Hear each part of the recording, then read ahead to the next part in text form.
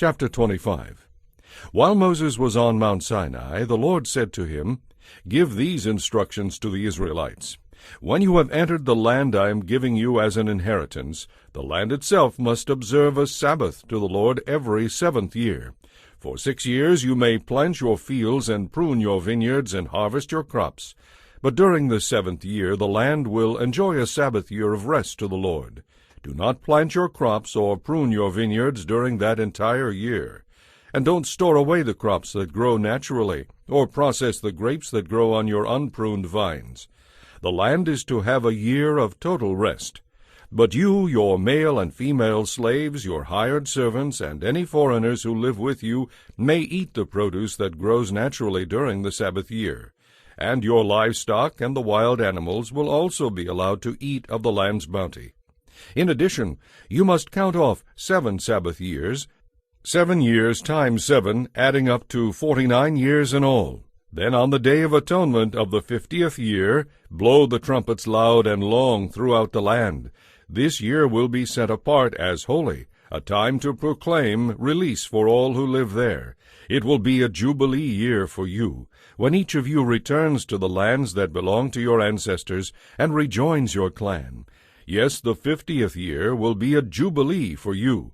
During that year do not plant any seeds or store away any of the crops that grow naturally, and do not process the grapes that grow on your unpruned vines. It will be a jubilee year for you, and you must observe it as a special and holy time. You may, however, eat the produce that grows naturally in the fields that year. In the year of jubilee each of you must return to the lands that belong to your ancestors. When you make an agreement with a neighbor to buy or sell property, you must never take advantage of each other. When you buy land from your neighbor, the price of the land should be based on the number of years since the last jubilee. The seller will charge you only for the crop years left until the next year of jubilee. The more the years, the higher the price. The fewer the years, the lower the price. After all, the person selling the land is actually selling you a certain number of harvests. Show your fear of God by not taking advantage of each other. I, the Lord, am your God. If you want to live securely in the land, keep my laws and obey my regulations. Then the land will yield bumper crops, and you will eat your fill and live securely in it. But you might ask, what will we eat during the 7th year, since we are not allowed to plant or harvest crops that year? The answer is, I will order my blessing for you in the 6th year, so the land will produce a bumper crop, enough to support you for 3 years. As you plant the seed in the 8th year, you will still be eating the produce of the previous year. In fact, you will eat from the old crop until the new harvest comes in the 9th year. And remember, the land must never be sold on a permanent basis because it really belongs to me. You are only foreigners and tenants living with me. With every sale of land there must be a stipulation that the land can be redeemed at any time. If any of your Israelite relatives go bankrupt and are forced to sell some inherited land, then a close relative, a kinsman redeemer, may buy it back for them. If there is no one to redeem the land but the person who sold it manages to get enough money to buy it back, then that person has the right to redeem it from the one who bought it. The price of the land will be based on the number of years until the next year of Jubilee. After buying it back, the original owner may then return to the land. But if the original owner cannot afford to redeem it, then it will belong to the new owner until the next year of Jubilee. In the Jubilee year, the land will be returned to the original owner. Anyone who sells a house inside a walled city has the right to redeem it for a full year after its sale. During that time, the seller retains the right to buy it back. But if it is not redeemed within a year, then the house within the walled city will become the permanent property of the buyer. It will not be returned to the original owner in the year of Jubilee. But a house in a village, a settlement without fortified walls, will be treated like property in the open fields.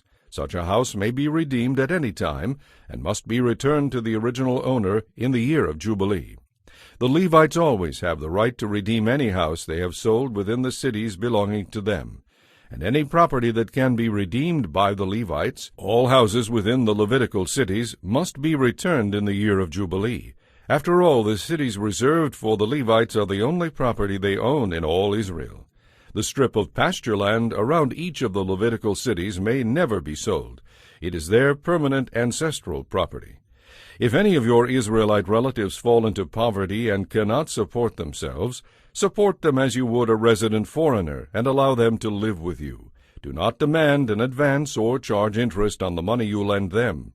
Instead, show your fear of God by letting them live with you as your relatives. Remember, do not charge your relatives interest on anything you lend them, whether money or food. I, the Lord, am your God, who brought you out of Egypt to give you the land of Canaan and to be your God. If any of your Israelite relatives go bankrupt and sell themselves to you, do not treat them as slaves. Treat them instead as hired servants or as resident foreigners who live with you, and they will serve you only until the year of Jubilee. At that time they and their children will no longer be obligated to you, and they will return to their clan and ancestral property. The people of Israel are my servants, whom I brought out of the land of Egypt, so they must never be sold as slaves. Show your fear of God by treating them well. Never exercise your power over them in a ruthless way. However, you may purchase male or female slaves from among the foreigners who live among you. You may also purchase the children of such resident foreigners, including those who have been born in your land. You may treat them as your property, passing them on to your children as a permanent inheritance. You may treat your slaves like this, but the people of Israel, your relatives, must never be treated this way. If a resident foreigner becomes rich, and if some of your Israelite relatives go bankrupt and sell themselves to such a foreigner, they still retain the right of redemption. They may be bought back by a close relative, an uncle, a nephew, or anyone else who is closely related. They may also redeem themselves if they can get the money. The price of their freedom will be based on the number of years left until the next year of Jubilee, whatever it would cost to hire a servant for that number of years. If many years still remain, they will repay most of what they received when they sold themselves. If only a few years remain until the year of Jubilee, then they will repay a relatively small amount for their redemption. The foreigner must treat them as servants hired on a yearly basis.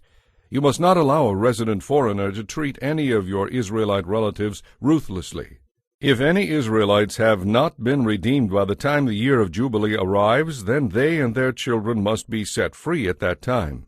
For the people of Israel are my servants, whom I brought out of the land of Egypt. I, the Lord, am your God.